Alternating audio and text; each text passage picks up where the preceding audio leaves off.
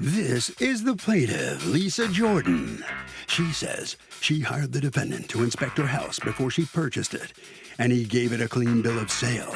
After she bought the house, her cousin told her he thought she might have a mold problem.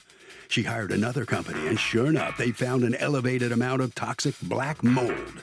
And she had to rip her kitchen out. She had to pay $7,450 to fix the problem the defendant missed.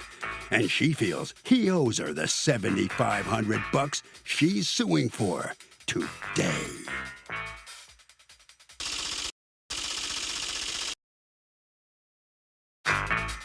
This is the defendant, Wayne Caston. He says he's a certified home inspector for the past 11 years in the state of Florida and has done over 10,000 inspections. He was hired to do a non-invasive visual inspection of a home she already purchased. He informed the plaintiff there were 11 significant problems with the house, including a wet spot on the kitchen ceiling. The plaintiff paid no mind to his report, and he's not responsible for this mold problem she now claims she has. He's accused of creating a moldy situation. All parties, please raise your right hands. Welcome back to the People's Court. Next case on the docket. The plaintiff says that she hired the defendant to inspect the house she was about to buy, but the guy missed a big mold problem. Now, the defendant says he's done 10,000 inspections, and he told the plaintiff she should get someone licensed to look at the wet spot on her kitchen ceiling, but she didn't. It's the case of you don't break the mold. Thank you, Douglas. You're welcome. Ms. Jordan, you're suing your home inspector because, according to you, he missed that there was mold damage on your house that you bought. Tell me what happened. Yes, Your Honor. I moved from Massachusetts after my mother passed away, and I wanted to purchase a home in Florida. And I purchased a home on November 7th, 2021. Okay. And I had contacted the listing agent and asked her if she knew of an inspector, and she gave me Mr. Caston's phone number. Mm-hmm. So I contacted him, and he came and did an inspection on November 15th, 2021. I came to see him the day of the inspection, and I had noticed a black circle on the ceiling in the kitchen. And I pointed it out to him and asked him what he thought of it. And his response was, well, it's probably old and nothing to worry about.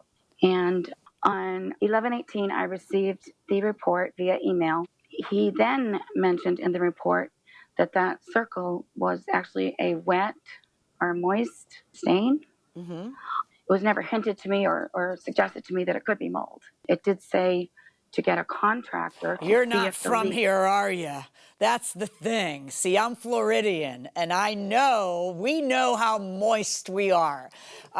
So he tells you it's wet and you should get a specialist contractor to look at it, but that didn't alert you, you feel, to the fact that you needed to get a mold. Well, what did you think it was when you pointed it out to him? Weren't you worried it was mold? Well, like I said, when I first asked him about it, he said it was probably... It's probably dry and old, don't worry about it. But then he puts in the report that it's moist, and he puts a picture of the moisture factor, and he tells you to see another contractor about this. Do you ever pick up the phone and call him and say, what type of contractor should I see? Do you have a recommendation on who I should hire? Do you ever call a mold specialist now that you know that the spot is wet? Do you ever call a mold specialist and have him come in and do an inspection or do a test? I didn't feel I was alerted with his report. Okay. And let me hear from you, Mr. Caston. She says you were deficient in your job. Let me hear from you. She is correct in everything she says. However, in the state of Florida, you have to have a mold license to start saying the word mold. And, that's where, unless I've tested it and I know that it's mold, I can't say, hey, you have mold. I don't even want to alert anybody because I don't want to create false panic. So we need to get it tested first. Right. So I sent her an email and let her know that. You sent her an email and told her what? Welcome back to the People's Court. The plaintiff says that she has an elevated level of toxic black mold in her kitchen, and she wants the defendant to pay the $7,500 to fix it. But the defendant says the plaintiff paid no mind to his extensive and thorough report, so he owes her zip. Let's go back into the courtroom. Even before she paid for the report, I sent her an email. I said, look, I know, that discussion we had when you were there, I was wrong. After you left, I tested it, with two different devices. So you not only put it in the report, you sent her an email? Yes, I did. The stain by the kitchen was leaking after all. Inside the cabinet, against the wall, was wet. A roofer or handyman will need to seal that area of the roof wall as needed to stop the water intrusion. What does he need to do? Hit you over the head with a baseball bat? Ms. Jordan, I mean, he even sends you the email telling you that you need to look into this, and you don't look into it? I wanted to hear mold. I wanted to hear hire a mold inspector. I'm not an inspector or a mold person. He's not allowed to, he's actually right about that. He's not allowed to conclude it's mold and cause a panic. But let's see what he says. He has a picture of the spot with arrows and this title, Wet Stain Detected. He has a picture of the moisture level detected. And then where's this wet stain that you have underneath it? Where's that detected? That was directly below everything above. Which is below the cabinets? Yeah, there was another cabinet at the bottom that you had to open up to see inside. And you see that inside. I mean, the guy isn't allowed to declare it mold. It needs to be tested to see if it's mold. This was really incumbent upon you to take the next steps. The cause of the stain should be investigated to determine whether the condition is due to a single event or something that could occur again. Note that the home inspection cannot fully assess the extent of damage, as this often involves invasive activities such as removing finishes, etc. Recommend a qualified contractor further evaluate and repair as needed. And you don't even call him to say what kind of contractor or anything else. You're fine with it. I'm not fine with it. Well, if you weren't fine with it, why didn't you get another qualified contractor to further evaluate the wet spot? He said a qualified contractor to evaluate a leak. Okay, so did you hire a qualified contractor to evaluate a leak? I contacted Mr. Dry, yes. Who's Mr. Dry? Mr. Dry is the mold remediation company. Right, but that was after you closed. Correct. Right, so your entire lawsuit is based on being duped or him doing his job negligently, because if you had only been warned, you would have gotten in a specialist. You might not have bought the house because you would then have learned that it would cost you $7,000 and whatever else.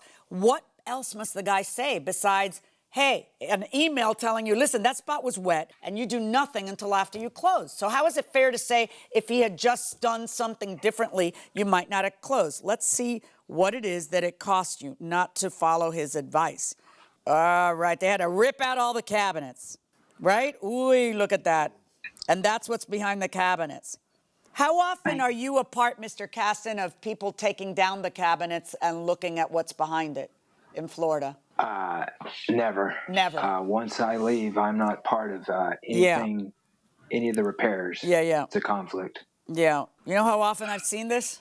As a contractor, I've seen it many times, though. Right. It's like every house that no matter how beautiful and pristine the house is, you take it down and there's some spots. This is a lot. I mean, this isn't some spots, but is this your new kitchen? Yes, or did they put back the old cabinets? No, they ripped them all out. Oh, and then you got new cabinets. I did. Oh, and then you want him to pay for your new cabinets. You want him to pay the $4,000 for the mold remediation and $3,000 for the cabinet replacement, and I'm not going to order him to do that because I feel like he did do exactly what his job is. In fact, he went above and beyond what his job is by emailing you to let you know that a discussion you had wasn't valid anymore. I find in favor of the defendant in this case. So the plaintiff does not prevail. The defendant is off the hook here in this $7,400 lawsuit against him. Ms. Jordan, I'm going to have to ask you something after hearing everything that has just gone on in this trial. How do you feel? Do you feel a little stupid right now? No, sir, I don't. I still feel I wasn't at all suggested that it could be mold. And I mean, I don't live in Florida. I don't know it's automatic to see a wet moisture and know that that means mold. I mean, you've learned a hard lesson, a tough lesson the hard way. And how much did you end up spending altogether on your kitchen? Well, $11,000 on the kitchen, and then there was more in the bathroom, so $20,000 total. Wow. That's a tough lesson to learn. Mr. Kasten, let me ask you a question. Is it the law that you can't use the word mold, even hint at mold? From past experience, we don't want to use the word mold unless we know, because it creates, it'll kill a deal real fast. And I don't want to be responsible. So, and if I don't have all the facts, I need all the facts. Obviously, you did a good job. No question there. So kudos to you. You're off the hook. So, Doug, these emails made a huge difference in the case because it really outlined what the duties were here. So, look, we have talked about this before. Text messages, go back and forth with somebody you're having a dispute with to have them acknowledge something about your case. It's the same with emails. That kind of writing back and forth where you're outlining the deal is make or break if you get to court. I'm driving on Main Street, 25 miles an hour, in a metal bucket with crumple zone safety glass, seat belts, traction control, airbags, etc. A guy sitting on a motor, hanging onto a metal bar and no helmet, I take it he means a motorcycle, speeds by me. I'm stopped and ticketed for not wearing my seatbelt. Do I have a defense against this ticket? I've never quite heard it put that way. So I guess he's in a car. That's what he's describing as. He's in an automobile. Okay, in a metal bucket with crumple zone safety gear and but he's not wearing his seatbelt. Right, and the guy next to him's hanging on literally a metal bar on top of a crotch motor. rocket or something, right? That's a motorcycle. No helmet. So I guess he's angry that the police picked him instead of the speeder on the motorcycle to give a safety ticket to. Right, but the fact is, our laws are arbitrary, not just with traffic, but with other areas of the law as well. I guess he's right that, you're going to make me wear my seatbelt, but you're not going to make that guy wear a helmet. Right. It seems arbitrary. That is arbitrary. Right. I guess I agree with you on that. We draw arbitrary lines all the time. You can grow plants and then make alcoholic drinks from them and get intoxicated, but you can't pick a mushroom and eat it because you might get intoxicated from that, or smoke something that comes out of the ground because that might get you intoxicated. But we draw these arbitrary lines all the time, and some things are favored, some things are disfavored. Does it make any sense? Most of the time it doesn't.